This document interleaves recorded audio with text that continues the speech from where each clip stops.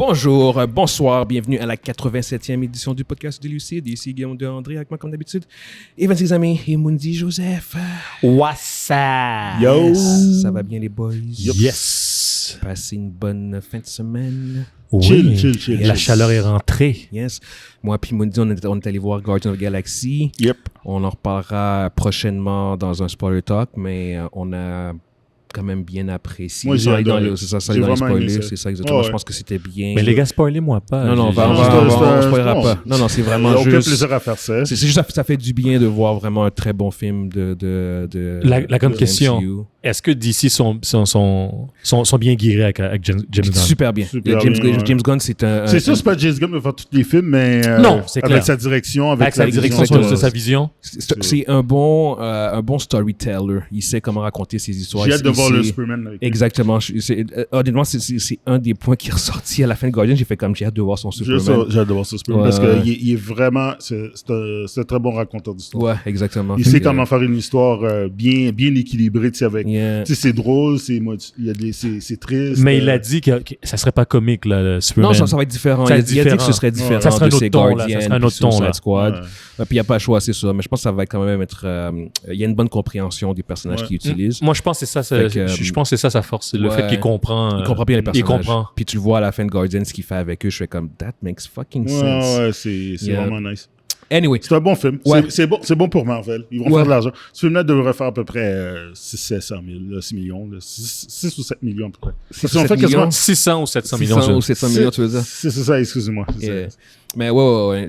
Ça va être comme dans les deux premiers. Les deux premiers, il va être en in-between. Ce qui serait vraiment un succès. On imagine. Puis par rapport au 1 et au 2, là, en termes de qualité. Mais c'est la qualité. Parce que les trois films, moi, je les adore. Là, je trouve que, si maintenant tu sais, la meilleure trilogie. Je veux pas qu'on aille trop loin. Attends, juste pour donner mon point de vue.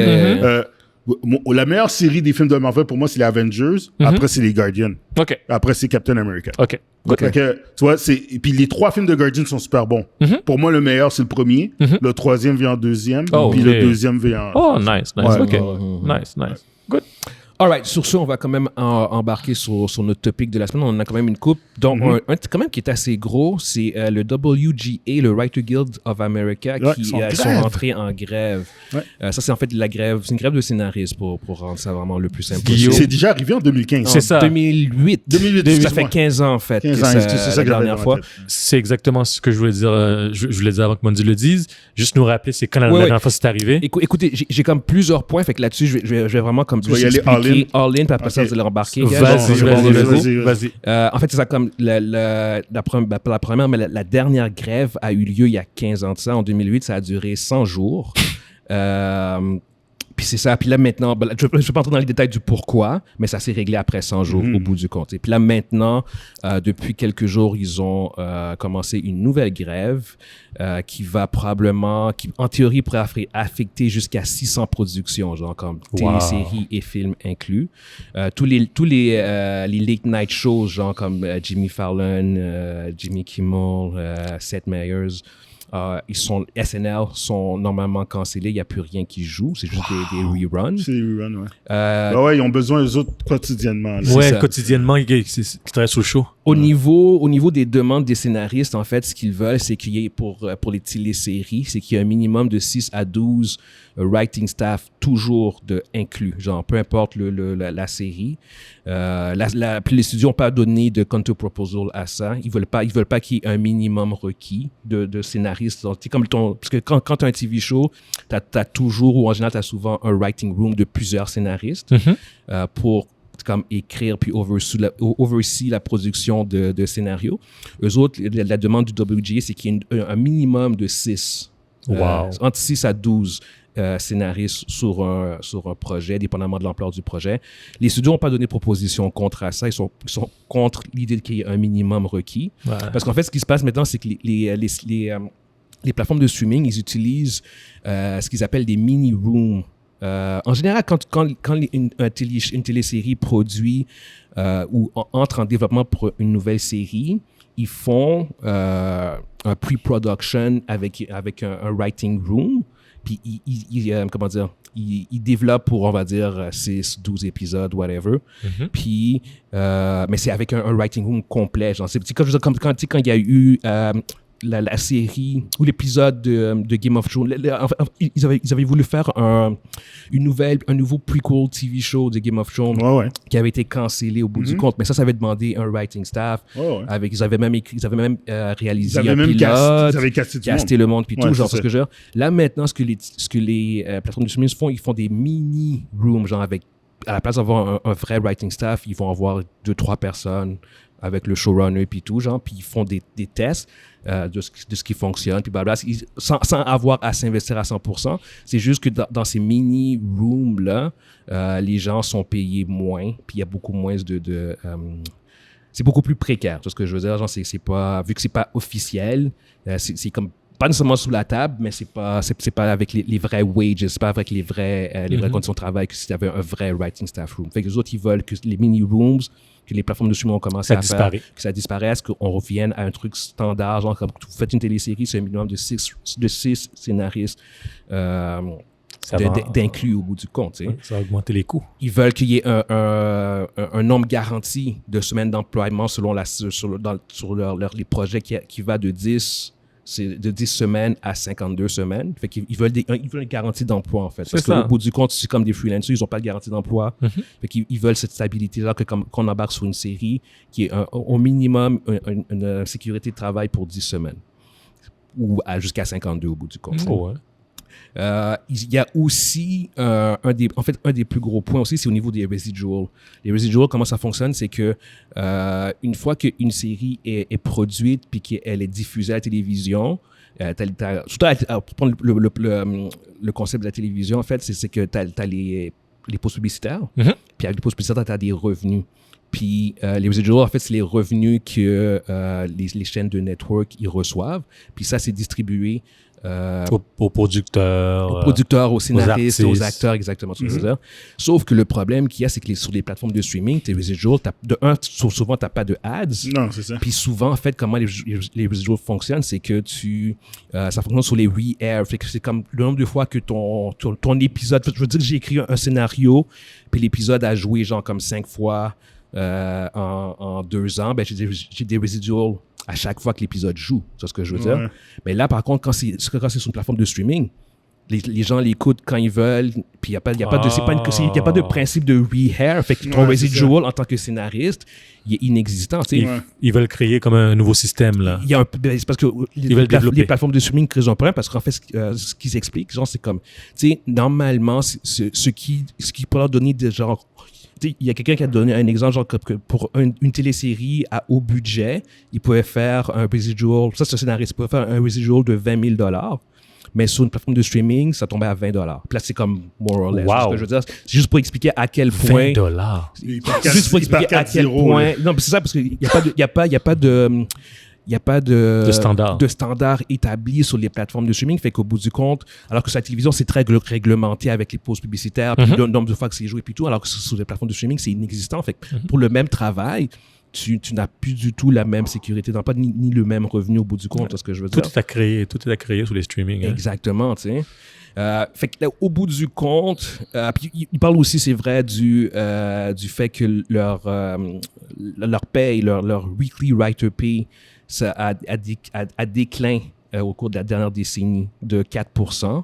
Mais si tu ajoutes ça pour l'inflation, c'est rendu à 23%. Fait qu'il y a plusieurs facteurs, en fait, qui, eux autres, font que il y a plusieurs facteurs qui expliquent, en fait, pourquoi il y a cette grève. Ils ont perdu du pouvoir d'achat. Du pouvoir d'achat, exactement. Puis, en fait, leur demande à eux, et si c'était tout réalisé puis accepté, coûterait 429 millions de plus à Hollywood. Mais ça, 429 millions de coûts, ça revient à 3% en général du profit annuel de Hollywood. Ça fait que c'est même pas quelque chose qui est vraiment genre comme...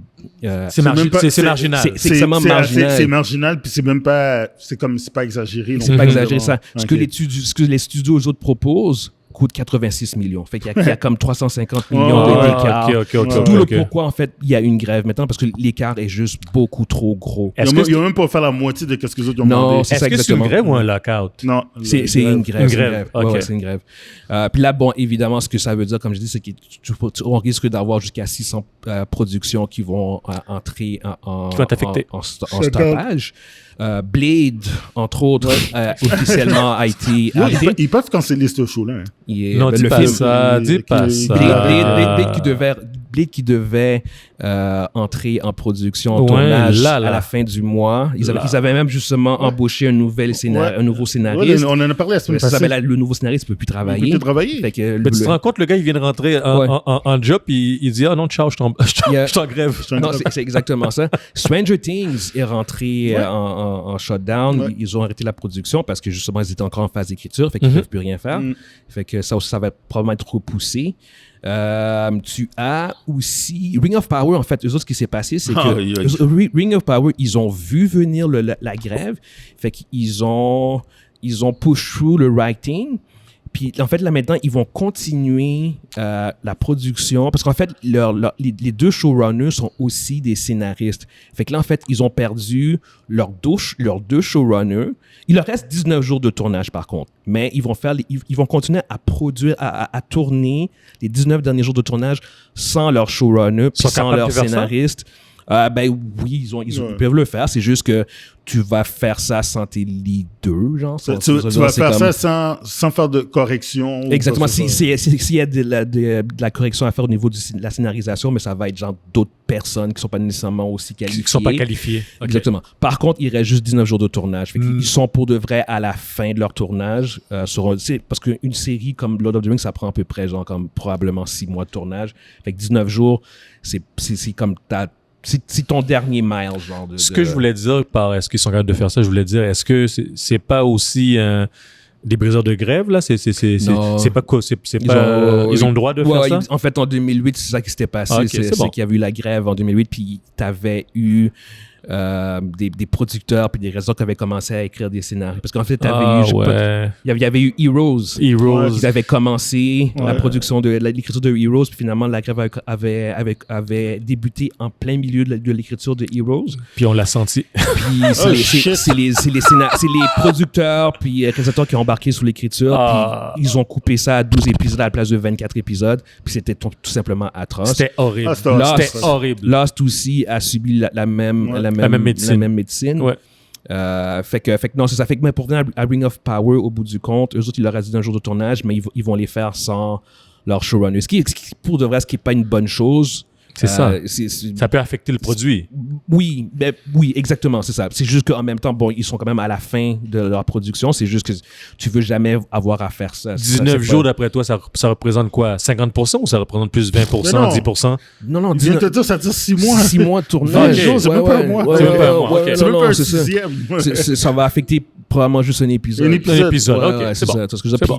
Tout a déjà été scénarisé. C'est pour ça. Ça pourrait n'avoir aucun impact, comme il pourrait y avoir des imprévus. Puis c'est genre comme finalement, c'est comme tel producteur qui prend telle décision. Ouais. Puis c'est pas nécessairement la bonne décision que les showrunners auraient voulu prendre, mais ils peuvent rien faire. Ils pourront rien faire. Ils peuvent même pas discuter avec eux autres sur ce qui se passe. Fait qu'au bout du compte, s'il y a des imprévus puis qu'il y a des changements de dernière minute, mais c'est pas les showrunners qui vont le prendre, ça va être d'autres personnes. Je comprends. Tu vois ce que je veux dire? Fait que c'est ça le problème, tu sais. Je comprends. Et au bout du compte, il y a cette grève-là qui vient de commencer, puis si on se fie à l'historique des dernières grèves, ça risque de durer longtemps, puis ça risque d'affecter... ça va durer 3-4 mois, là. Beaucoup d'autres shows. Vous pensez que ça va durer longtemps? Il y a des bonnes chances. Il y a des très bonnes chances que ça dure un bon bout à cause de l'écart des demandes puis des deux côtés. Tu vois ce que je veux dire? Mais pourquoi je pense que ça pourrait durer moins longtemps? C'est au niveau du... Aujourd'hui, il y a trop de gros joueurs et je sens que le contenu, c'est l'air de la guerre. S'ils sont immobilisés, ça peut affecter leur business, ça peut affecter les revenus. Donc, ils vont vouloir régler plus rapidement possible. D'argent que Hollywood a perdu sur la grève de 2008? Vas-y. 2 milliards. Mais c'est pour ça. Puis ça c'est en 2008. Aujourd'hui. Ça va être pire. Aujourd'hui, c'est pire, les gars. Sauf que les enjeux sont aussi élevés pour les studios. Je sais, mais 100 jours à l'époque puis 100 jours aujourd'hui, les gars, c'est c'est 100 jours aujourd'hui, là, ça sera plus 2 milliards, il y a une affaire aussi ça doit être beaucoup plus. Il y a une affaire, faut que tu te dises aussi, là. Ouais. C'est qui va crever de faim au bout de la ligne, là, si ça dure de même? C'est pas Hollywood. C'est pas les studios, ça va être les scénaristes. C'est les scénaristes, je suis tout à fait d'accord. Ceux-là qui vivaient de chèque en chèque, là, ils sont dans la marque. Puis tu sais, j'ai donné l'exemple de celui qui avait comme 20 000 de residuals. Lui, il fait pas partie de la majorité, là. Non. Avoir autant de residuals, c'est énorme. En général, ils ont pas autant que ça. Fait qu'au bout du compte, si en plus, tu évalues que c'est encore plus bas avec les plateformes de streaming, tu fais genre comme ils font rien. Oh non, c'est pour eux en fait c'est carrément un combat genre pour à vie genre. Puis je suis pas en train de dire que c'est pas justifié tout ce qui se passe, j'essaie juste de voir l'impact, puis je peux pas croire que ça va durer aussi longtemps que la dernière fois parce que à cause j'ai même pas parlé de le dilemme avec le AI, ChatGPT et compagnie. Ça, j'ai même pas mentionné ça en fait aussi parce que ça aussi c'est un autre enjeu parce que maintenant très bientôt tu vas avoir ces AI qui ont commencé à pouvoir écrire des scénarios. En ce moment pour de vrai ChatGPT, les scénarios qu'il écrit c'est de la merde. Ça vaut vraiment pas. Mais donne-lui quelques années. Exactement. Puis sans dire que ça va être du niveau d'un vrai scénariste, mais ça comparable. Dans 5 à 10 ans, probablement. Avec ça, man? Sérieusement, là. Mais, il y a vraiment du monde qui pousse l'AI à ce point-là. Ben oui. Le ChatGPT là va rentrer dans toutes les sphères de la société. Les épais, ils devraient pas toucher à ça. Mais je suis désolé, mais c'est trop tard. C'est trop tard. La boîte de Pandore a été ouverte. Il est trop tard. Oh, ils vont pas reculer là-dessus. Skynet. Mais réellement, on parlait de Skynet quand on était plus jeune. C'est ça, là. Ben oui. Mais au bout du compte, c'est vraiment... Puis là, bon, regarde, là, pour l'instant, t'as Blade, que ça a été confirmé, qu'ils sont en arrest, Stranger Things aussi. T'as d'autres séries aussi, genre Severance sur Apple, Abbott Elementary. Puis ça va commencer à chaque semaine qu'il va y avoir... Parce que ce ne sera pas réglé. D'autres noms vont s'ajouter. Exactement. D'autres noms qui vont commencer à s'ajouter.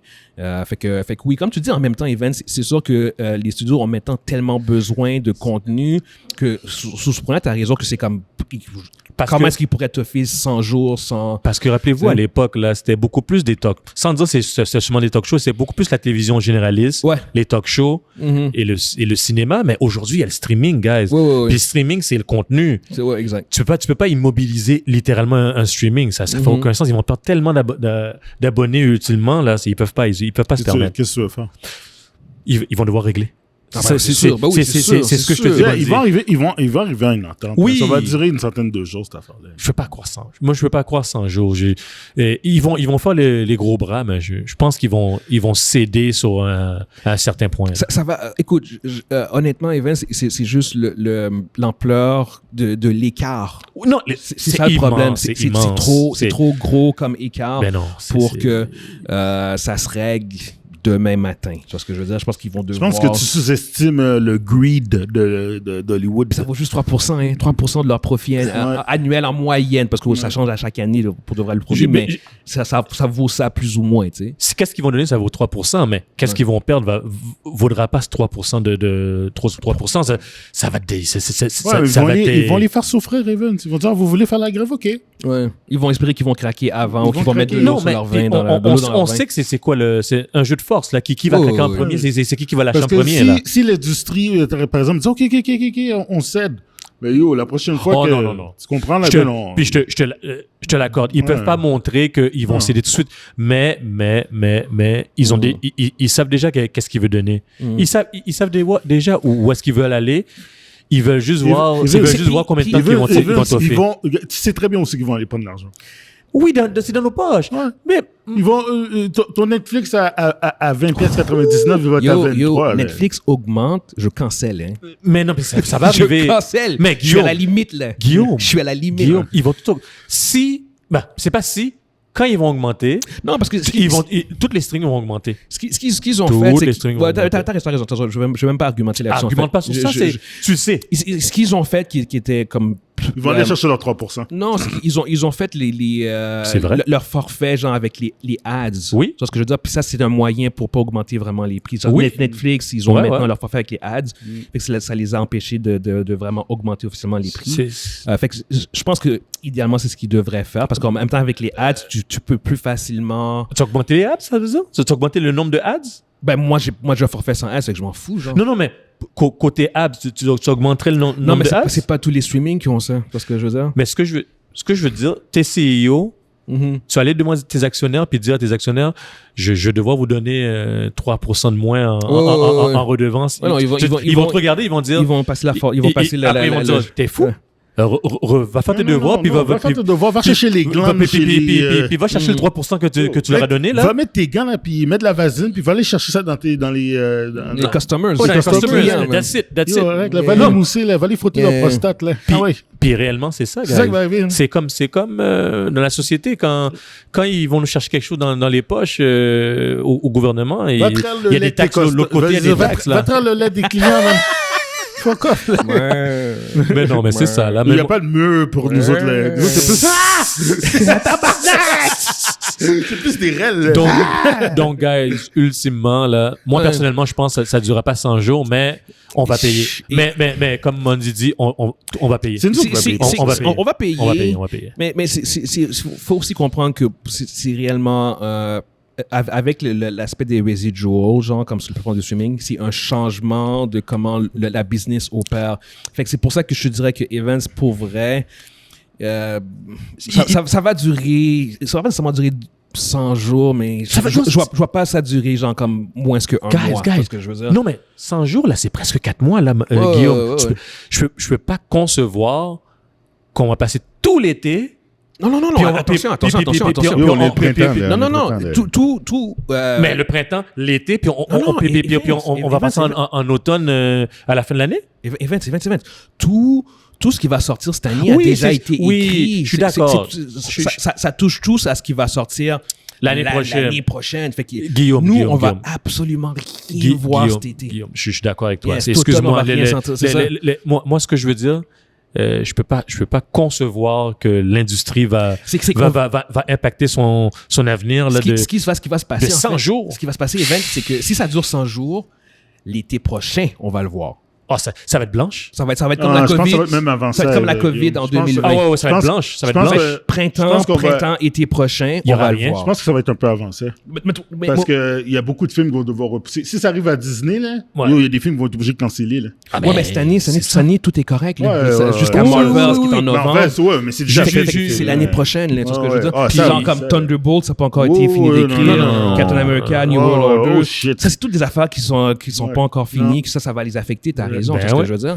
Ça veut dire que la fin de l'hiver puis le printemps, là, c'est... Mais les films qui sont supposés de sortir, genre... James Gunn a fini d'écriture de son scénario, fait que lui, il peut entrer en production s'il veut, mais à part ça... il n'y a rien. Ouais, mais c'est en 2025, c'est correct. Rien d'autre qui c'est comme Fantastic Four. Ils sont ça, là. Ouais, exactement, c'est ça. C'est pour ça qu'ils se retiennent pour le casting. Ça sert à rien. Ça sert à rien. Non, le casting, il y a déjà des rumeurs de... Gants de plastique, vaseline. That's it, man. Ah, mais c'est clair, là. C'est clair. On va leur donner leur 3%, on va chercher le 3% chez les clients. Ouais. Anyway, pour ceux qui nous écoutent sur YouTube, dites-nous ce que vous pensez par rapport à ça. Est-ce que vous pensez que ça va durer plus de 100 jours ou moins de 100 jours? Laissez-nous savoir votre opinion sur cette grève de scénaristes. Prochain sujet, c'est au sujet de Margot Robbie, qui récemment, son nom est sorti comme étant une des favorites pour jouer Sue Storm des Fantastic Four.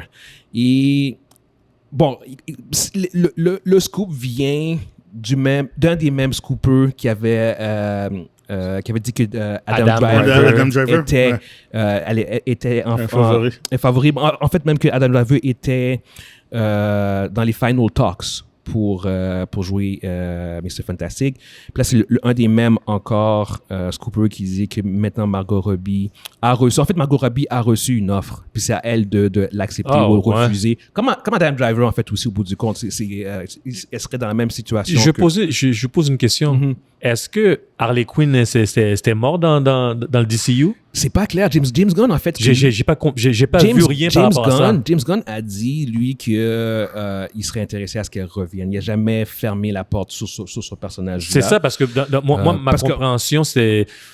Je pensais qu'elle continuait, parce que la manière que j'ai vu qu'il avait gardé dans sa version de Suicide Squad, je pensais qu'elle resterait. Officiellement, elle est potentiellement encore avec le DCU, mais... Puis là encore, pour vrai, cette rumeur-là... C'est pour ça que je trouve ça shady un peu, moi. Moi, personnellement, j'y crois pas trop, mais ça vient d'un scooper quand même qui a eu des bons coups dernièrement. C'est juste qu'en même temps, c'est comme... En général, tu sais, comme Adam Driver, quand le scoop est sorti, t'as tous les gros trades, genre des journaux qui en ont parlé, alors que pour cette rumeur-là, personne, c'est juste les sites web un peu shady qui l'ont repris. Fait que c'est comme...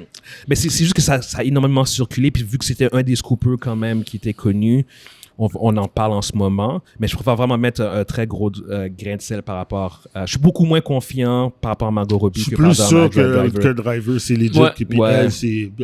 Exactement. Puis Margot Robbie, le fait qu'elle est liée... C'est pas très très fort, mais avec le DCU, c'est... L'affaire, c'est qu'elle a peut-être même peu de contrats avec DCU. C'est pour ça que je te dis. C'est pour ça elle pourrait, en théorie, sans problème... Elle pourrait passer de l'autre côté, ça c'est clair. Mais au bout du compte, c'est quand même un des noms qui est ressorti. Et puis, je suis sceptique par rapport à ce que ce soit elle. Par contre, je suis capable de la voir fitter avec Adam Driver. Yep. Ça, par contre, je suis capable de voir ces deux-là ensemble. Mr. Fantastic puis Sue Storm. Ouais, Invisible Woman. Ouais. Ça, par contre, je vois que ça pourrait être un bon duo. Fait que c'est comme, ça donne une certaine légitimité. Je le vois, c'est ce que je veux dire.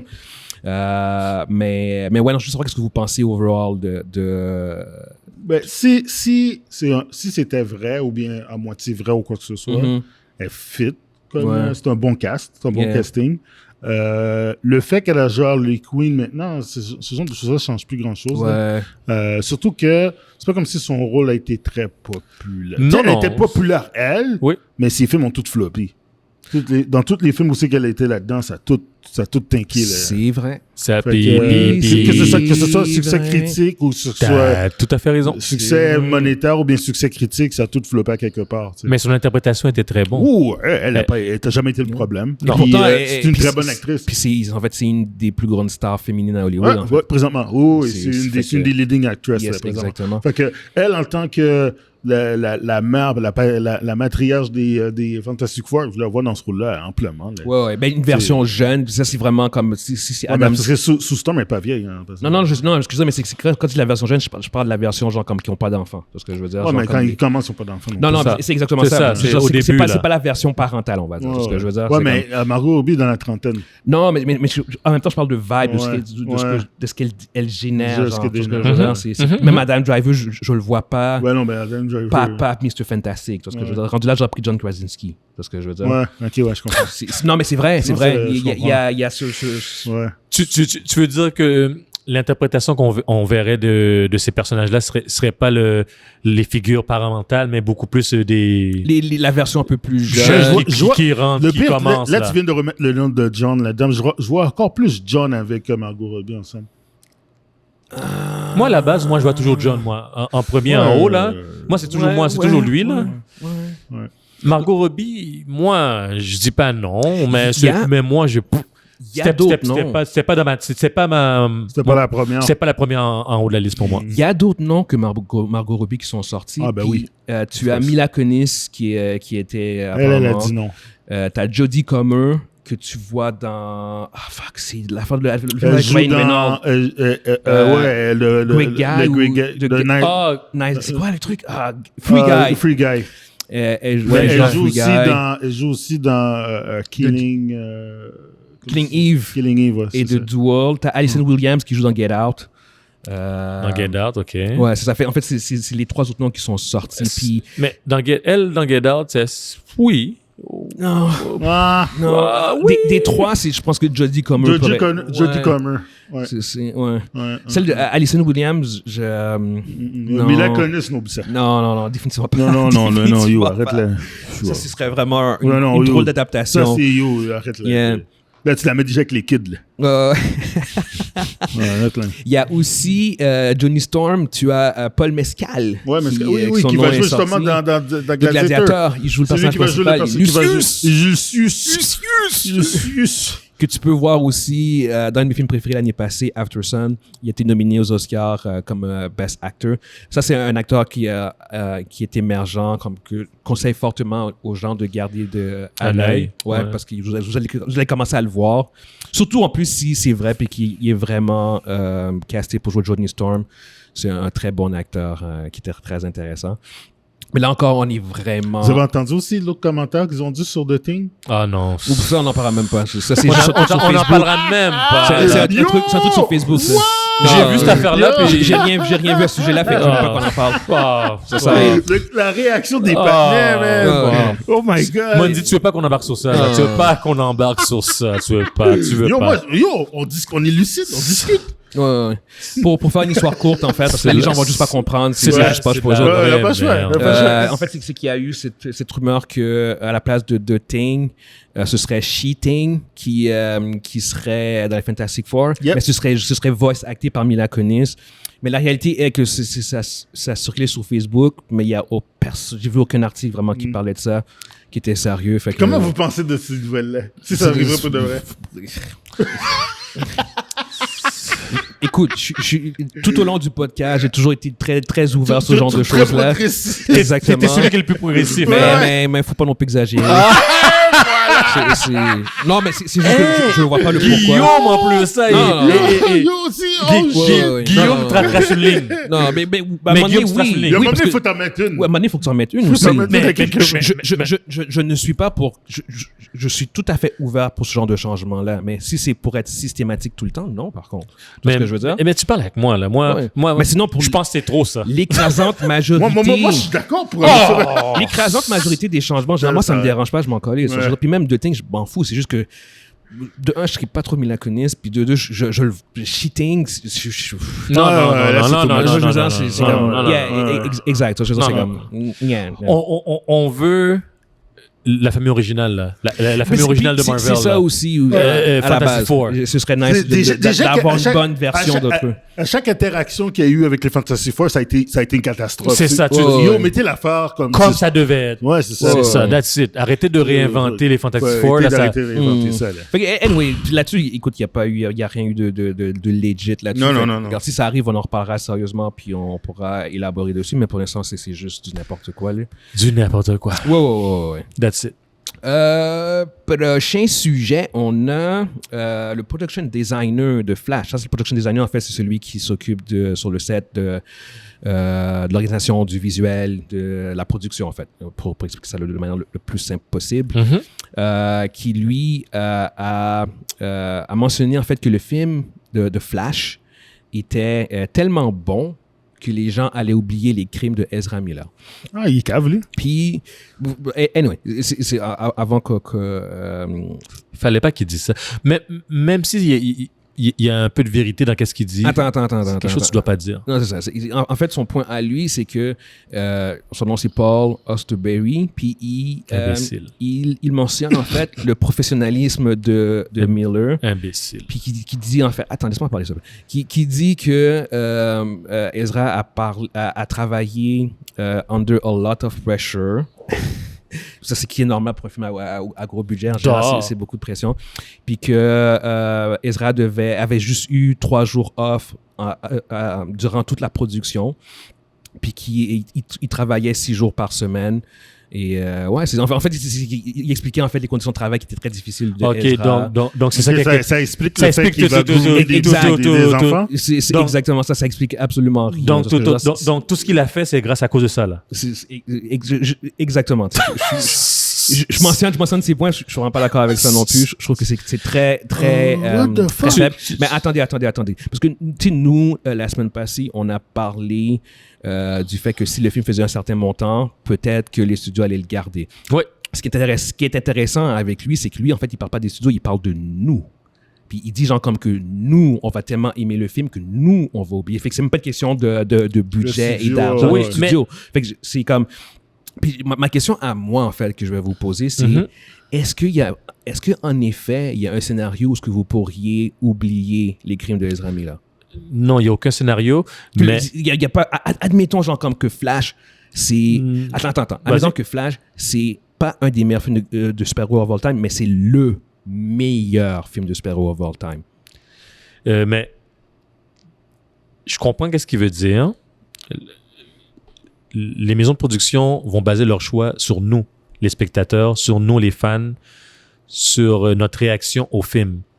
C'est clair que nous, si on boycotte... Si, disons que tout le monde boycotterait le film là, de manière générale, puis que personne y va, c'est clair que il y aura une décision claire et nette et précise que le studio prendrait face à Ezra puis à tout ça.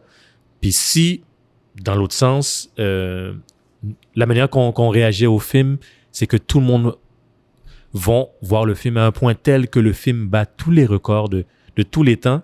Même si moi, personnellement, Evans Examé, j'oublierai jamais ce que le gars a fait, mais que le film bat tous les records, le studio, lui, là, il va regarder les chiffres, il va regarder, il va regarder la réaction des gens. Puis pour lui, ça va être une réponse comme quoi que la population a pardonné Ezra, puis ils vont juste passer par-dessus. Ça, au niveau, c'est toujours lié à l'argent que le studio va faire. C'est comme ça qu'il choisit leur... Moi, ce que je veux vraiment, parce qu'en fait, ce que j'ai trouvé intéressant avec lui, c'est que c'est vraiment genre comme que lui, en fait, ce qu'il dit, c'est comme que le fan va oublier.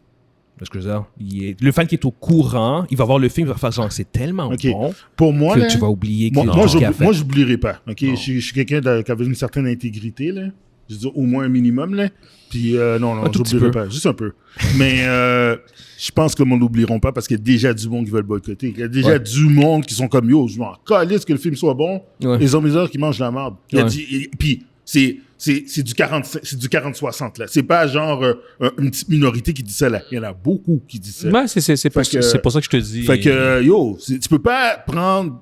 Surtout quand tu prends des affaires avec des enfants, là, tu peux pas prendre ça, balayer ça en dessous du tapis puis dire, ben non. Ton film est tellement bon qu'on va fermer les yeux. On va fermer les yeux. Je veux dire, Roman Polanski, là, après avoir violé une fille, il a gagné un Oscar. Le monde, là, ils ont été capables de partager l'artiste de l'homme. Puis, regarde, peu importe que son film était écœurant puis a mérité un Oscar, ils n'ont pas oublié le fait qu'il a violé quelqu'un. Et voilà. Mais il n'y a pas continué. Non, mais je veux dire, on parlait d'une autre époque. Là. Je veux dire, aujourd'hui, tu ne peux plus faire ça. Mais... Je veux dire, combien d'années que Weinstein a fait ces conneries? 20 ans. Yo, c'est ça. Voilà, bon. 20 ans. C'est ça. Les gars pouvaient tripoter les petites filles pendant les choses. Là. On n'est plus dans cette era-là. C'est différent. Aujourd'hui, on punit le monde. Aujourd'hui, on arrive là, tu fais des conneries, on punit le monde. That's it. C'est pas, il niaise pas avec ça, là. Tu fais des affaires. Yo, il y a Groom, une petite fille, là, ça a l'air. Yo, gars, fuck off. Puis, arrête de Guillaume, dans le doute, que ce soit que minime, dans le doute, le studio ils vont le flashpoint, that's it. Dans le doute, il faudrait vraiment qu'il y ait aucun doute, aucun doute que toute la population ont pardonné. Et je dis pardonner sans aucun doute de Ezra pour qu'il reste, puis ça n'arrivera pas. Donc, moi, je pense qu'il faut flashpoint. J'ai un autre point. Ezra, c'est un malade mental.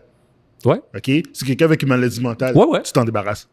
Ouais. C'est dangereux. C'est un time bomb. Je suis désolé pour lui. Je suis désolé pour tous ceux qui... Dans ma famille, mon petit frère est comme ça, il y a des problèmes psychologiques. Quand t'as du monde qui ont ce genre de problème-là, puis que même s'ils voulaient, que pour de vrai, leur vrai caractère, c'est que c'est des super bonnes personnes, mais quand ils sont dans leur délire, dans leur psychose, ils font des conneries, ils sont dangereux. Ils font des affaires qui sont dangereux. C'est pas contrôlable. Non. Moi, je suis tout à fait contre le fait qu'il revienne. Ça, j'ai caché ça. Mais comme le fait que tu peux mettre quelqu'un sur médication puis il peut être fonctionnel au bout du compte. Ouais, mais il faut que la personne veuille. C'est exactement ça la fin. Mais lui, au bout du compte, il a fait un statement. Il a dit qu'il allait en thérapie. Le statement, tu sais pas si c'est lui qui l'a fait.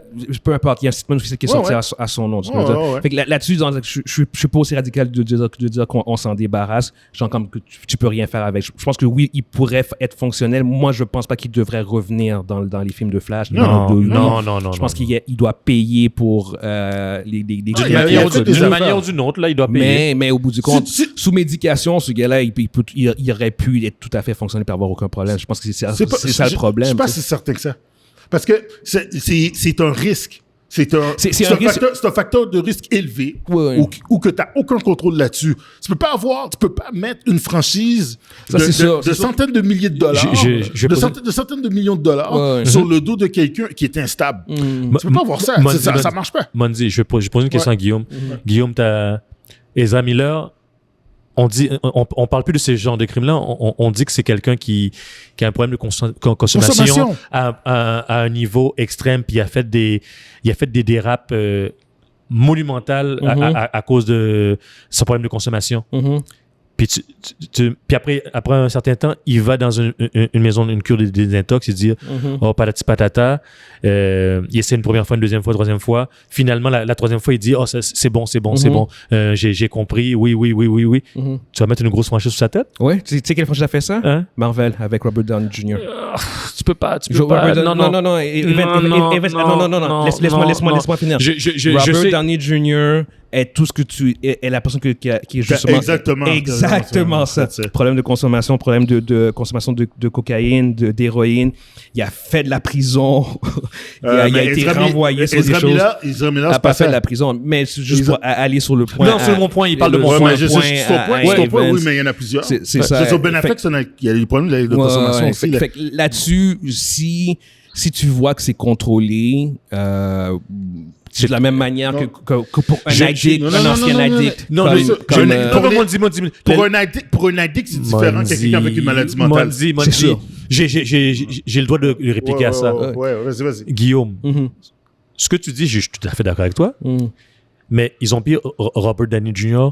sur un film, sur une nouvelle franchise. Ça n'existait même pas avant. Ouais, mais ils sont allés all-in dessus. Mais ils ont été all-in sur un projet qu'ils pensaient pas qu'il serait à ce niveau-là aujourd'hui. Et Evans, est-ce que tu irais all-in sur ton studio, tu le crées? Est-ce que tu irais all-in sur quelqu'un qui est comme ça? C'est littéralement ton... Non, mais j'ai ajouté un point aussi pour backer Evans.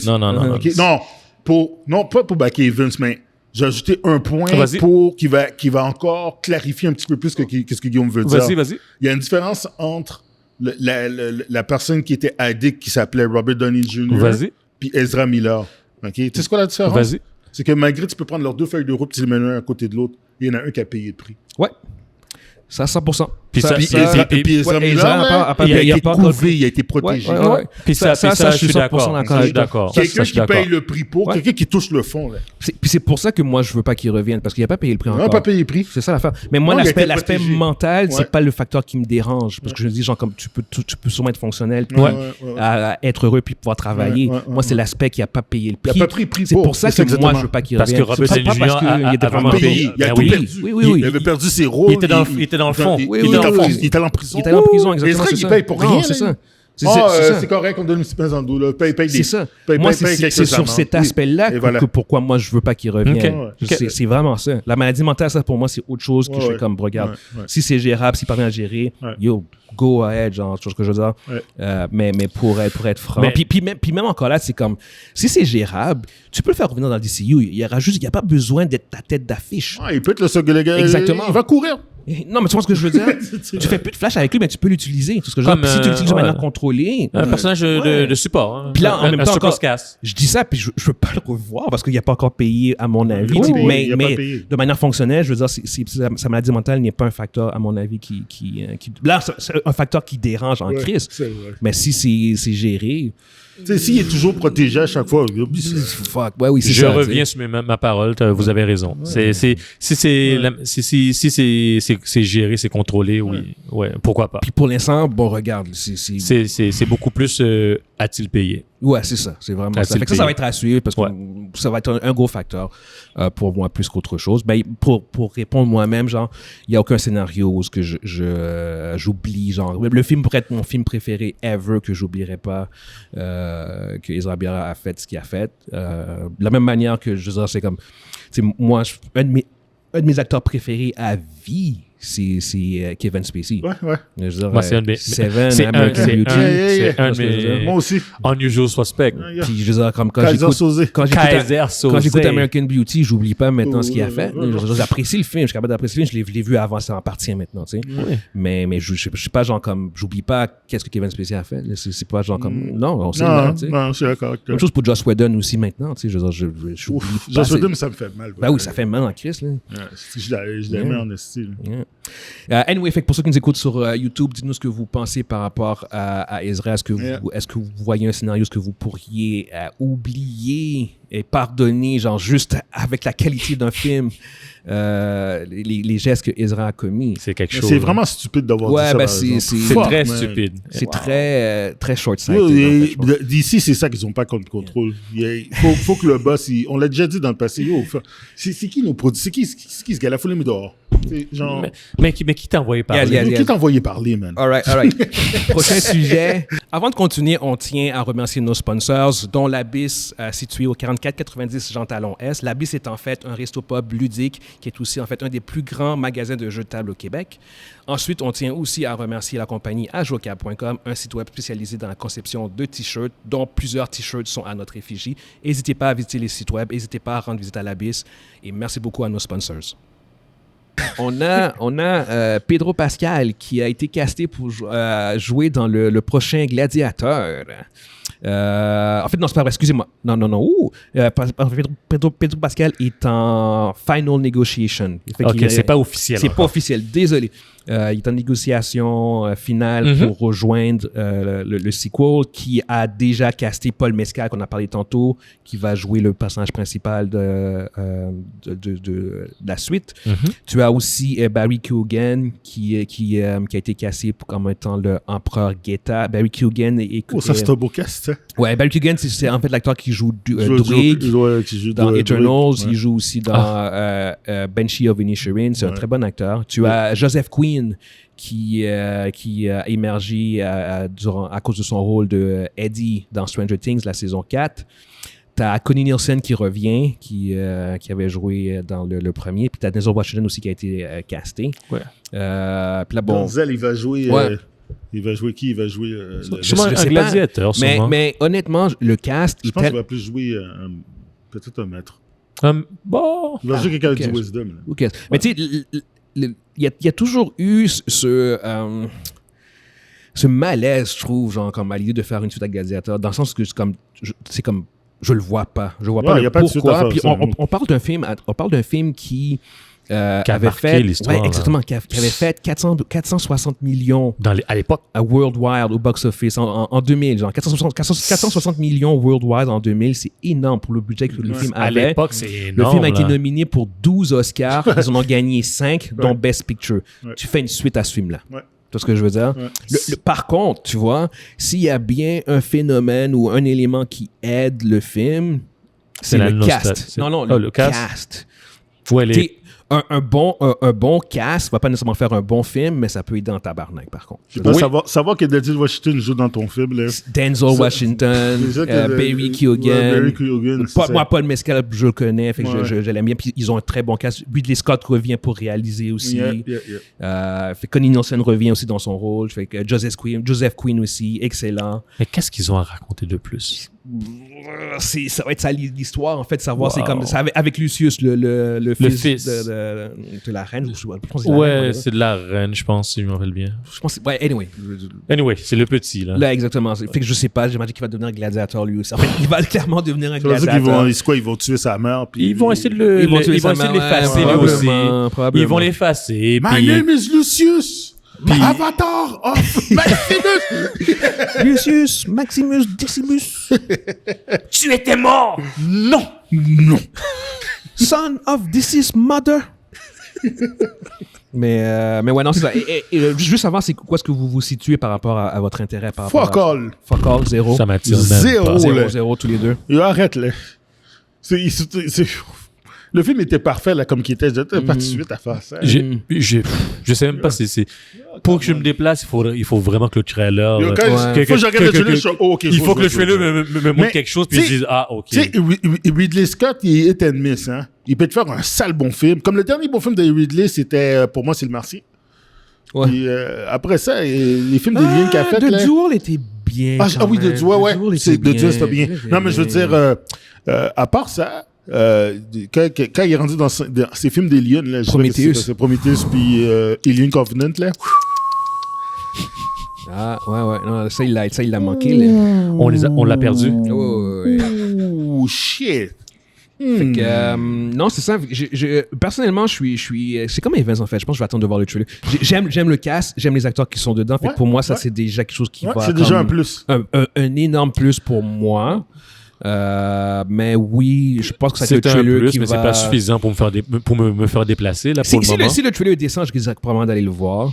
Mais, tu viens de le dire, décent. Ouais. Mais parce que la réalité, Evan, c'est que j'ai pas d'attente envers ce film-là parce que non, je n'ai pas je peux pas croire que ça va vraiment atteindre les niveaux du premier. Fait que déjà là, c'est comme mes attentes sont tellement basses que je fais comme c'est chill, j'ai pas de comme mais Guillaume, j'ai pas de hype, genre fait que juste comme si je regarde ça va être bon ou si pas, je regarde le trailer puis je dis mais c'est le 1. Si ça me donne le feeling que mais c'est le même film. La même formule que moi je reste chez moi. Moi je reste chez moi. C'est sûr qu'ils vont devoir faire quelque chose un peu plus différent. La formule va être différente de la formule Fence. Tu vas voir pendant l'annonce, c'est Denzel Washington qui parle aux jeunes. Hey, come here. Il prend Denzel Washington joue le rôle de Jimon en dessous, genre. Oh, yark! Ils ont pour de vrai ils ont recast Jimon en dessous, on n'a pas compris. C'est Denzel Washington qui prend son rôle. Non, shit. Ce serait dégueulasse. Non, ce serait horrible. Ouais, ce serait horrible. Oh my god. Là, par contre, j'irais peut-être pas le voir. Non, ils ont apprendre Jimon. Ils ont apprendre Jimon. Tu peux revenir. T'as pas besoin de le recast. Non, arrêtez les gars. Oh my god. Juste pour ça, pour pas que j'y aille, ça. Mais anyway, on va quand même passer au prochain sujet. Yeah. Pour ceux qui nous écoutent, dites-nous ce que vous pensez par rapport à Pedro Pascal, en fait. Parce que c'est ça le topic, Pedro Pascal. On parle de Pedro Pascal. On parlait carrément d'autre chose. C'est Pedro, il a passé dans le vide. Mais en fait, justement, c'est un élément de plus, en fait, qui rend le film intéressant, honnêtement, c'est de savoir que possiblement, il pourrait être dedans. Ouais. Ce gars-là, il est rendu partout, ça n'a aucun sens. Mais Pedro Pascal, tout ce qu'il touche présentement, c'est bon. Yeah, sérieusement. Bah, oui. Mandalorian, c'est Je savais que t'avais parlé de Mandalorian. C'est pas... Il est pas du niveau du premier, là, mais... Bon, il est pas du niveau du premier, mais... Guillaume a la misère. Non, mais t'as pas le droit. Ça manque de saveur. Oui, ça manque de saveur, mais c'est pas un flop total. C'est pas exactement. C'est pas un flop total. C'est loin d'être un flop. C'est loin d'être un flop, mais c'est inodore. Ok, faut pas exagérer, là. Non. Tu l'as-tu vu? Non, mais est-ce que tu l'as vu? Moi, j'allais dire une meilleure. Est-ce que tu l'as vu? Attends, réponds à la question. Attendez, non, qu'on exagère. Tu vois, non. Ce que je veux dire, c'est que t'aurais pu dire que dans quoi qu'il avait apparu qui était pas très bon, Equalizer 2. Ah, bah ouais, bah c'est juste forgettable, là. Equalizer, genre, c'est comme... Puis il a osé... Parce que toi, tu ris parce que je suis aucunement intéressé à Equalizer, en fait, c'est la franchise. Yo, t'as un hit sur cette franchise-là. Ouais. C'est pas grave. Je l'aime pas, c'est juste ça. Je trouve que c'est plate comme franchise. Anyway, prochain sujet. Le film est fraîche en plus, hein? Ben ouais, c'est pas grave, guys. C'est fraîche. Faut qu'on avance. Est-ce que Equalizer, c'est plate? Est-ce que Equalizer est plate? Je vais mettre dans votre commentaire, puis vous pouvez envoyer s'il vous plaît le Pac-Man. Vous avez le droit. Ok, vous aimez ça. Vous avez ça. Equalizer, là, c'est la version Sprite, diète et de Men on Fire, ok? C'est pas la même chose. C'est un revenge movie, mais c'est un revenge franchise. Non, le gars, c'est un revenge franchise. C'est basé sur... Ça paraît que t'as pas vu t'as pas bien regardé le film. C'est toujours basé sur c'est un justicier qui venge... Mais c'est pas un justicier dans Men on Fire. Le principe, c'est qu'il venge. Dans le premier, il venge les prostituées, la prostituée, blablabla. Dans ce genre de film-là, c'est dans les plus faibles. C'est très fade comme franchise sur cet aspect-là. Je veux dire, c'est comme... On vient de voir... On a vu 4 films de John Wick, là. Je veux dire, c'est comme 5 fois mieux que ça, genre. Oh non. Là, t'exagères. T'es enragé, là. C'est pas la même chose. Lui, il fait ça avec du style. OK. Il fait ça avec du gravitas. Anyway. Clic, clic. Prochain sujet. Prochain sujet, on a le trailer de Dune qui est sorti. En fait, le teaser, c'est même pas un trailer, c'est un teaser de Dune qui est sorti. Dune, qui est le film que j'attends le plus cette année, qui va sortir en novembre. I can't fucking wait. C'est ma franchise de science-fiction préférée. On a tous les trois vu le teaser. Je veux savoir où est-ce que vous vous situez par rapport à ça. Yo, je m'en fous. J'aurais même pas vu. J'aurais été super hype. Je m'en fous. Je t'attends de relire encore les trois premiers livres.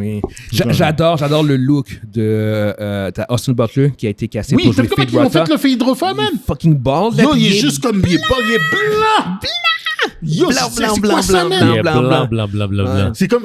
Pas de sourcils, non, tout pas de blanc. sourcils, rien. C'est comme... Mais ils ont fait les Harkonnen comme vraiment comme des bêtes, là. Ah ouais, des animaux. C'est pas... Ils sont inhumains, là. Tu regardes The Beast, tu regardes comme la bête, le Raban de Beast. Le Raban. Batista. Yo, il faut qu'il fasse un Powerbomb maintenant. J'espère qu'il va en faire un. Batista bon. J'espère qu'il fait ça sur Monsieur Balizette. Mais il faut qu'il fasse. Il faut qu'il fasse au moins une fois. Non, honnêtement, le trailer était vraiment... le teaser était vraiment bien. J'ai bien aimé la séquence où ce que tu vois il ride le verre. Nothing fancy. La fameuse scène là, le rituel.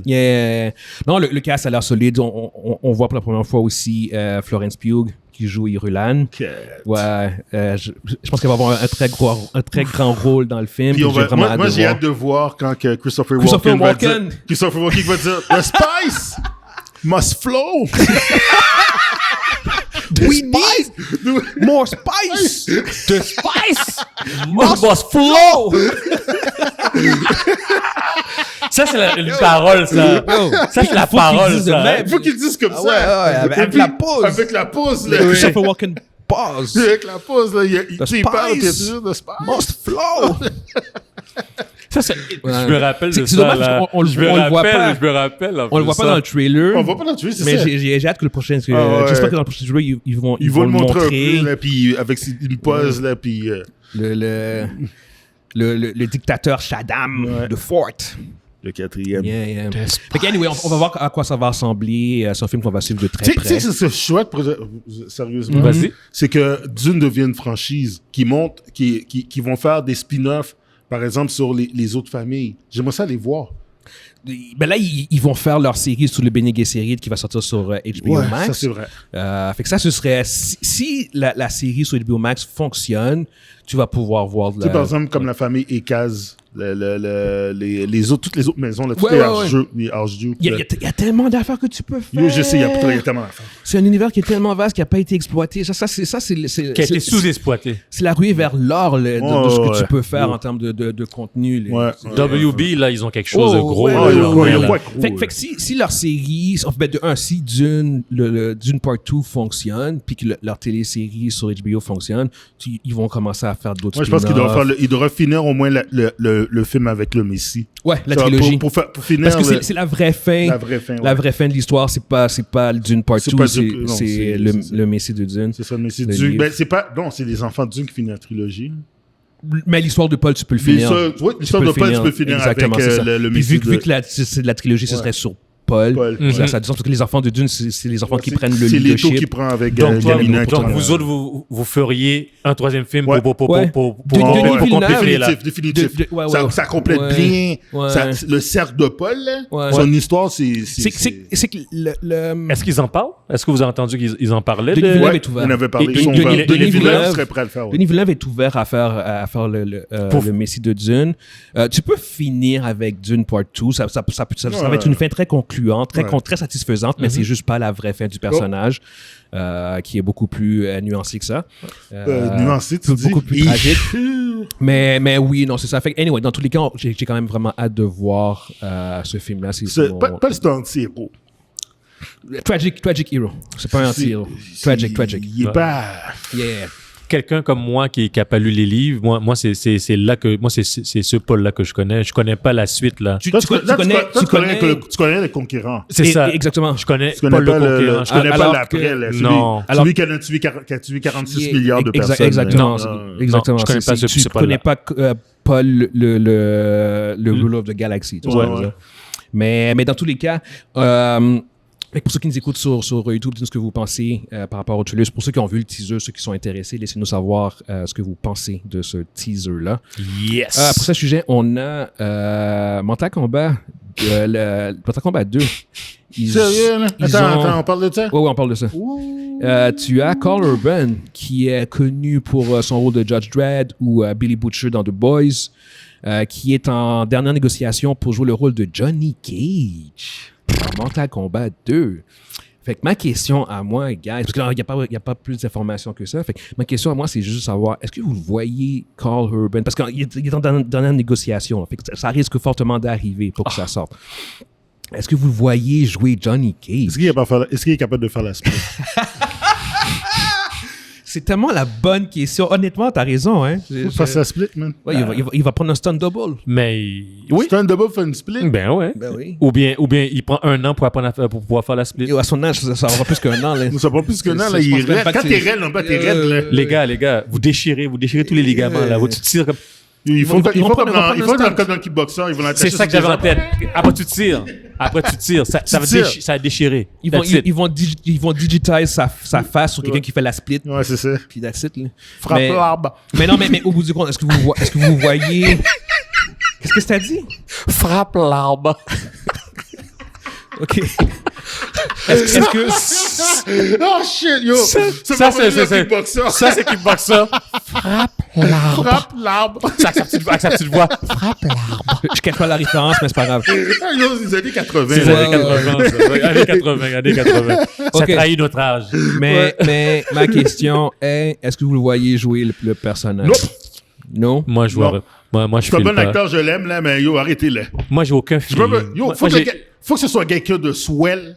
Quelqu'un, tu sais, une belle gueule, là.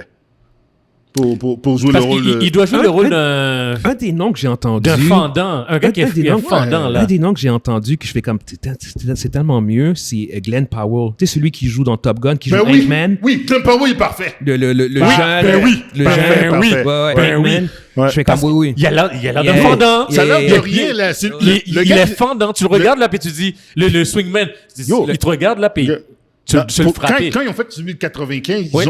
ils ont mis un acteur de soap qui Oui. s'appelle Lyndon Ashby, là. Yo, c'était parfait, là. Ben oui. Il avait le look.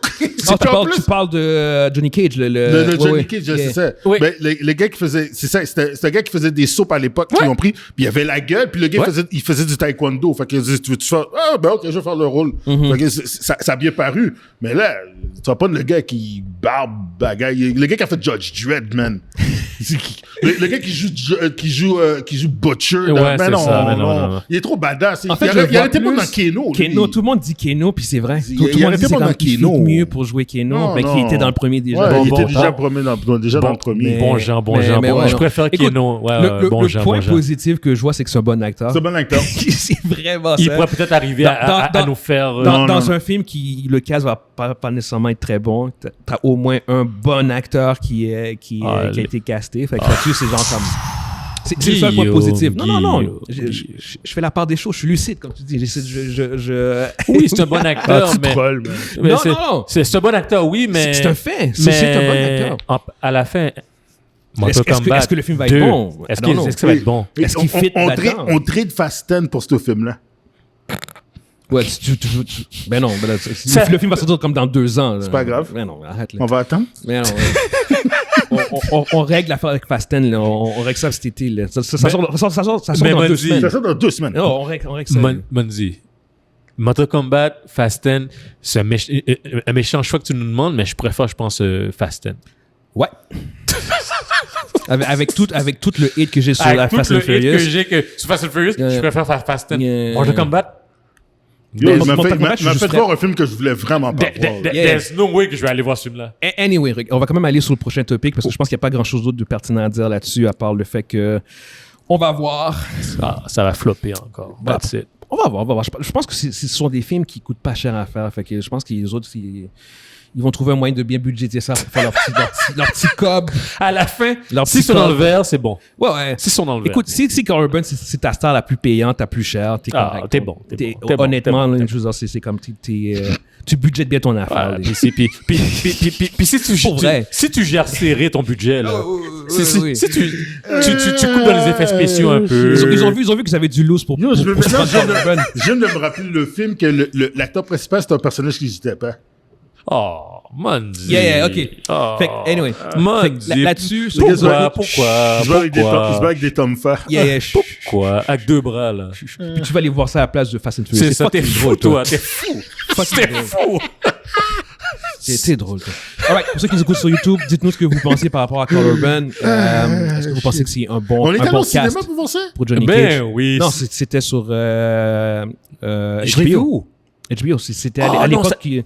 C'est un des premiers films qui est sorti. Oui, c'est sur HBO. Mais on l'a vu. Oui, moi je l'ai vu. On a fait un spoiler talk de ça, On on en l'a a fait parlé. dans les débuts il y a 2 ans. Parce qu'on ne pouvait pas voir au cinéma à ce moment-là. Ouais, c'est vrai, on pouvait pas. Non, pas nous autres. Prochain sujet, on a Kathleen Kennedy qui a mentionné que pour la suite des choses, en fait, pour la production puis les dates de sortie des films de Star Wars, ils allaient en fait se baser sur le modèle de James Bond. Je trouve ça vraiment bizarre comme comparaison, mais elle explique après ce qu'elle veut dire. Dans le sens où les films de James Bond, en fait, t'as un film de James Bond qui sort, puis après t'as plus rien pendant 3 ou 4 ans. Puis en fait, ils veulent que Star Wars devienne ça. Dans le sens où eux autres, quand Disney a acheté Star Wars, ils ont fait Force Awakens. Puis en fait, à chaque année, tu avais un film de Star Wars. Tu avais un film anthologique, genre Force Awakens, Rogue One, The Last Jedi, Solo. À chaque année, tu avais toujours un film de Star Wars qui sortait. Alors que là, ils veulent retourner à un modèle où tu as un film de Star Wars qui sort, puis t'as plus rien d'autre avant 2, 3, 4 ans. Okay. Puis c'est genre comme qu'ils veulent, le terme qu'ils utilisent, c'est genre comme eventize, genre que ça redevienne des events. Genre comme, OK, d'accord, ça fait 3 ans, 4 ans que Star Wars, on va aller voir, à la place qu'à chaque année, à chaque décembre, t'avais un film de Star Wars à aller voir au bout du compte, c'est ce que je veux dire. Si elle s'était assis avec nous autres, on lui aurait dit ça. Mais je pense que j'avais déjà dit n'importe quoi. Mais c'est ça. C'est la chose à faire. Tu sors ça chaque année. Mais il y a par contre aussi un aspect, je pense, financier. Disney a acheté pour 4 milliards dans ce coin-là, Lucasfilm. Fait que je pense qu'ils voulaient absolument maximiser le plus tôt possible je pense qu'ils ont déjà rappelé. Ils sont dans le vert. Depuis 2-3 ans, ils ont déjà payé 100%. Mais je pense pas que quand ils ont acheté, c'était très crédible pour eux de faire genre comme on va faire un film à tous les 3-4 ans de Star Wars dans le landscape. Mais là, en effet, je pense que surtout avec Disney+, où ils vont continuer à faire leur projet puis tout, Fais un film aux 3-4 ans, puis merci, bonsoir. T'as pas besoin de nous noyer de contenu, tu sais. Non. Fait que là-dessus, je pense que oui, en effet, c'est même en fait about fucking time, même si en fait, Star Wars, mine de rien, ça fait quand même 4 ans qu'il n'y a pas eu de film. Mais c'est ça. Parce que je veux dire, mais ça en partie à cause de la COVID, puis à cause qu'ils ont comme cancellé plein de projets. Mais ça veut dire, ça a pris 4 ans à l'équipe pour se dire on devrait retourner à la formule événementielle. Event. Ouais, exactement. Mais finalement, ils sont payés combien pour trouver ces solutions-là? Très cher. Wow. Mais en fait, j'ai une question. Wow. Ça m'a fait penser à quelque chose. Wow. Je me suis dit, peut-être que Marvel devrait faire la même affaire aussi. Yep. Oui. Tu vois ce que je veux dire? Oui. Ils sont 3 films par année. Oui, et je pense. Je veux dire, en ce moment, on voit un peu un certain ralentissement. Réduire le rythme. Réduire le volume. Oui, le volume, le rythme, après en sortir moins. Là, il est trop tard jusqu'à la phase 6, mais après la phase 6, là, tu tombes aux 2-3 ans, là. Ouais, t'as un film. Ouais, un gros film important. Ouais.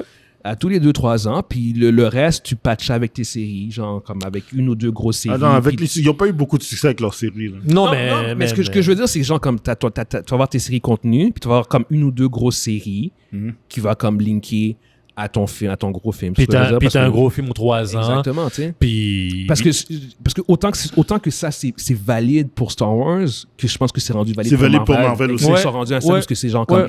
Ouais, peut-être que vous avez peut-être besoin de retourner à une formule ou ce que je sais. Parce que quand la phase 1 a commencé, c'était ça. Là. Ben, en fait, la phase 1... Non, ils ont sorti de toute façon, la fatigue des super-héros se ressent. Là. Je veux dire, là, tu vois là, que les films, ils feront plus des milliards. Non, je pense que ça va toucher à ça.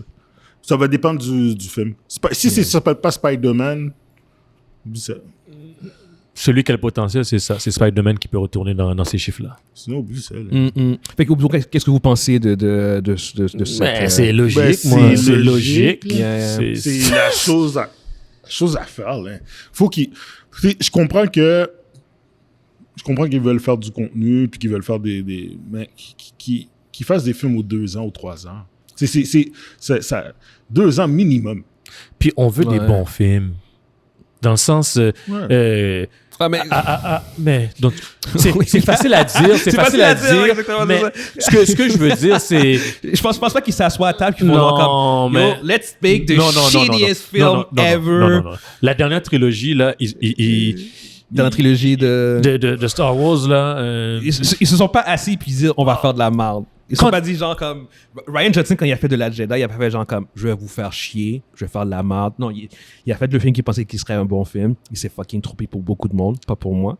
Mais il y a personne qui va mettre genre comme 2 ans, 3 ans de ta vie et de l'énergie et t'exposer genre à des trolls sur Twitter pour faire un mauvais film. Tu peux pas être aussi off que ça dans c'est une question créative, c'est une question de perspective et de vision. Je crois qu'est-ce que tu veux dire mais au bout du compte. Ils ont manqué de vision. Oui, mais c'est exactement ça. Ils ont été trop off. Tu peux être off un peu de... Si tu prends... Evans, regarde qu'est-ce que Disney ont fait. On va prendre, mettons, pour... qu'est-ce qu'on veut lui faire? C'est prendre la franchise de Star Wars, puis en faire leur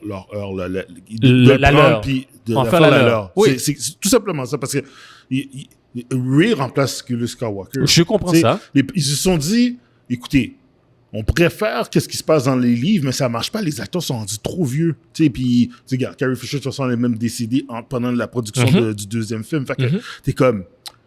On va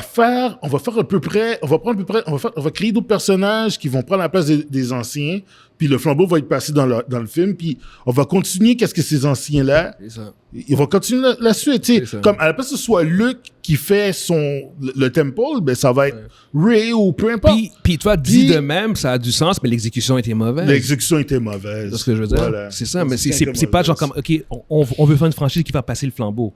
Oh, nice. Okay, faut bien le faire, par contre. Parce que, je veux dire, le passage de flambeau était nécessaire. Puis moi, je m'attendais à ça aussi. Mais les gars, je suis pas contre ça, là. Tu mets des nouveaux personnages, puis tout ça. Non, cool. Le film va être basé sur 2-3 nouveaux personnages. Ben c'est Star Wars. Guillaume, je suis pas contre ça. Je suis pas le gars qui voulait absolument que les Skywalkers vivent à tout jamais. C'est pas ça que je demande, là. Non, c'est juste le point comme il y a personne vraiment qui s'assoit puis qui dit genre comme écrire un bon scénario pour vrai, genre il y a une raison pour laquelle il y a une grève en ce moment, c'est parce que justement écrire des bons scénarios c'est pas facile. Non, c'est pas facile. C'est ça l'affaire, parce que si c'était facile, on aurait juste des bons films. Et Even, c'est une affaire que tu dois te mettre dans ta tête, c'est que qu'est-ce que toi tu penses que c'est bon, va pas nécessairement être bon pour tout le monde. Tu peux écrire de quoi puis tu dis c'est Disney a prouvé une chose. Ils connaissaient pas le crowd de Star Wars. Mais ils connaissaient très, très, très, très mal le fanbase. Puis le fanbase s'est senti insulté avec leur présidente, Kathleen Kennedy. Ne comprend pas le fan de Star Wars. C'est ça, elle ne comprend pas. Parce que Kathleen Kennedy, en soi, je dirais, elle a fait des bons films dans sa carrière. Puis elle a fait énormément d'argent. Elle a fait des bons films de Star Wars aussi. Ben oui, t'es dedans. C'est ça. C'est juste que quand tu la mets à la tête de ce produit-là, elle avait déjà elle avait une formule progressive qui est déjà un problème pour certains fans, mais en plus, elle a mal jaugé le fanbase. Elle est arrivée et elle a dit « Oh non, moi je vais faire ça de telle manière. » Puis si elle avait été moins agressive dans cette manière-là, puis si elle aurait pu comme un peu backpedal un peu, on serait pas là aujourd'hui. On serait pas là aujourd'hui. On aurait eu une autre chose d'autre. Mais oui, c'est sûr. Mais tu sais, comme Rian Johnson, son histoire de base est bonne, mais t'aurais pu arriver puis te dire, en passant, le personnage de Finn, pourquoi qu'il fait ça? Ouais, c'est ça. Tu comprends? T'aurais pu comme patcher, course c'est correct ça. certains éléments de T'es l'histoire. sûr que tu veux qu'on tue Luke Skywalker de cette manière-là? Tu sais, genre, on pourrait pas faire quelque chose de... Anyway, tu sais, c'est comme... c'est ça, exact. Juste tweaker, là, tu sais. Parce que, comme moi, j'ai toujours dit, personnellement, cinématographiquement, Dash Jedi, c'est le meilleur. Ouais. Visuellement, cinématographiquement, La façon que c'est fait, là, puis il y a certaines choses qui sont dans le côté logique, là, puis certains scénarios, moi, thématiquement, c'est un de mes préférés aussi en plus, mais anyway. C'est ça. On ne sait vraiment pas là-dessus, mais c'est au bout du compte, là, ce qu'on peut finalement s'attendre, c'est à voir de manière un peu plus espacée des films de Star Wars. Mais ça commence déjà, là. Mais en partie à cause de la COVID. Puis en partie fait, avec le backlash puis tout ça. Ouais, il y a eu ça, puis il y a eu le fait qu'ils ont cancellé plein de films. Enlève la COVID, enlève la cancellation de tous ces films-là. Il y en avait plein. T'avais plein de films encore. T'avais Obi-Wan puis Boba Fett, c'était des films, là. À l'origine, Rogue Squadron, le film de Kevin Feige, le film de Damon Lindelof. Non. Il y en avait beaucoup. On aurait vu probablement comme 4 ou 5 films depuis. Je pense qu'on voyait 2 films de Star Wars par année. Ça aurait été une affaire de Marvel. Ouais, c'est ça. Fait que là, je pense qu'ils ont eu assez de recul pour faire genre comme, tu sais quoi. Mais pour Marvel, ça serait bon. Marvel, faudrait genre... Par exemple, ils sortent 2 films dans une année, puis l'autre année, il n'y en a pas. Puis prends un break pour 1 ou 2 ans, puis là, tu reviens. Puis tu reviens après. Tu reviens après. Ouais. Moi, je serais d'accord aussi pour... Parce qu'ils ont dans Marvel, c'est différent de Star Wars parce que tu as beaucoup de... Peut-être pas 2 films par année, je dirais 1 film par année même. Un film par année? Un film par année. Mais moi, j'irais à 2 films par année, là. Comme, mais non, 2 films par année, c'est un film de moins que maintenant. C'est exactement ça. Fait que moi, je dirais un film par année, mais qui est beaucoup plus gros, beaucoup plus important. Puis le reste, tu patches avec tes mini-séries sur Disney+. OK. Tu fais des special presentations, des films de 1 heure, 1 heure et demie. Exact. Ça arrête là. Ah, OK. OK, dans ce sens-là, oui. OK. C'est ça, c'est plus ça. Dans tous les sens, dans tous les cas, c'est vraiment l'idée de réduire le flow de contenu. C'est bon pour Star Wars, puis je pense que Marvel va devoir réaliser qu'ils vont devoir faire la même affaire, à mon avis aussi. Parce que je pense pas que leurs films cette année vont faire. Je pense que Guardians va très bien faire, mais ce sera pas si gros que ça. Puis de Marvels, même chose aussi. Fait que je pense qu'ils vont... Puis l'année prochaine, Captain America, Thunderbolt, je pense que c'est la même affaire. Ça va être probablement des succès financiers, mais pas nécessairement... ça va être des films à 400, 500, 600 exactement, millions. Exactement. On verra plus on veut plus de gros chiffres. Ils sont en train de tuer. Ils ont trop milqué. Là. Puis pour qu'un film fonctionne vraiment, pour qu'ils aillent comme dans le succès populaire qu'ils avaient, ça va être soit avec des acteurs originaux qui vont revenir, ou un Spider-Man. Un Spider-Man. C'est un Avenger Spider-Man, ça va être les seuls. Je vois pas d'autres. Faire le milliard et plus, genre. Ouais. C'est Spider-Man puis Avenger. Mais un X-Men, ultimement, oui. Non, mais on n'est pas... frapper, Est-ce que tu vois un X-Men... Non, mais je te dis, à part Avenger... Il n'y a aucun X-Men qui était proche d'un milliard non plus. Je dirais que le film qui a le plus de chances de faire le milliard, c'est Fantastic Four. Si c'est bien casté, c'est bien... Non, moi, je pense que oui. Parce que c'est le genre de film qui peut rejoindre, qui a un bon mix. Non, ça arrivera pas. Ça peut rejoindre les familles, les jeunes. Exactement. Puis je parle en termes de potentiel. Genre comme je serais pas... De tous ceux qui restent en ce moment, genre d'ici le premier Avengers, c'est le seul que je vois que c'est genre comme... Ah oui, je suis capable de voir un scénario où ce que le film pourrait faire un milliard. Je vois pas. Aucunement. J'ai aucune confiance en ça. Okay.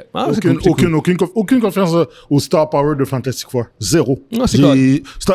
Fantastic Four, pour moi, là, c'est au même niveau qu'Ant-Man. C'est dans cette balance-là. Non, moi, je te dis ça comme ça parce que, sérieusement, là, je vois pas. Je vois pas.